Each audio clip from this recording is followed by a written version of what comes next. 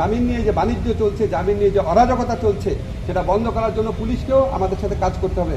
উচ্চ আদালতে 4 ঘন্টায় 800 কেসে জামিন দিয়েছে। এটা মানুষের পক্ষে কোনো সম্ভব কিনা এটা করা?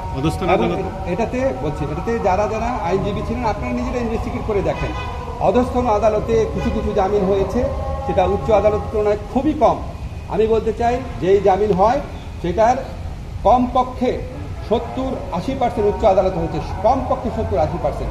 অধস্তন আদালতে এই ধরনের জামিনের পর আমরা এগুলি কাগজপত্র পরীক্ষা করে দেখেছি, এবং কাগজপত্র পরীক্ষা করে দেখেছি অনেক ক্ষেত্রে পুলিশ অভিযোগপত্রে এবং পুলিশ তার ফরওয়ার্ডিংয়ে বা মামলার কোনো কাগজে কার বিরুদ্ধে মামলা তার দলীয় পরিচয় উল্লেখ করে না, এবং যে কথিত অপরাধটা আছে সেই অপরাধের সাথে তার সংশ্লিষ্টতা কি সেই ধরনের কোনো তথ্য দেয় না।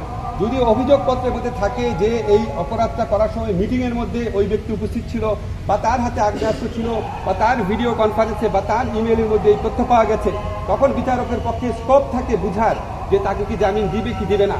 যখন এই ধরনের কোনো তথ্য না থাকে, গড়পরতা তথ্য থাকে এবং ফরওয়ার্ডিংয়ের মধ্যে কোনো পরিচয় উল্লেখ করা না থাকে, সেই সমস্ত ক্ষেত্রে অধস্তন আদালতে কিছু জামিন হয়েছে। আমরা এই ব্যাপারে পুলিশের সাথে কথা বলেছি।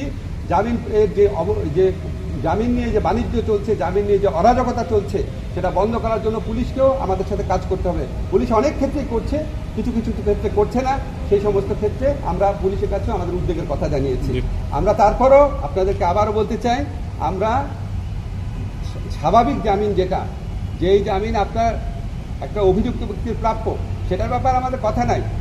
কিন্তু একজন নেত্রী অন্য একটা দেশে পালিয়ে গিয়ে তার দলের ক্যাডারদের বলতেছে জুলাই গণ অভ্যুত্থানে যারা কর্মী আছে তাদেরকে হত্যা করার জন্য, তারপরে তার দলের অনুসারী সন্ত্রাসীদের কেউ জামিন দিয়ে দিবে, এটা কোনো আইনে অ্যাকসেপ্টেবল না, কোনো নৈতিকতা অ্যাকসেপ্টেবল না।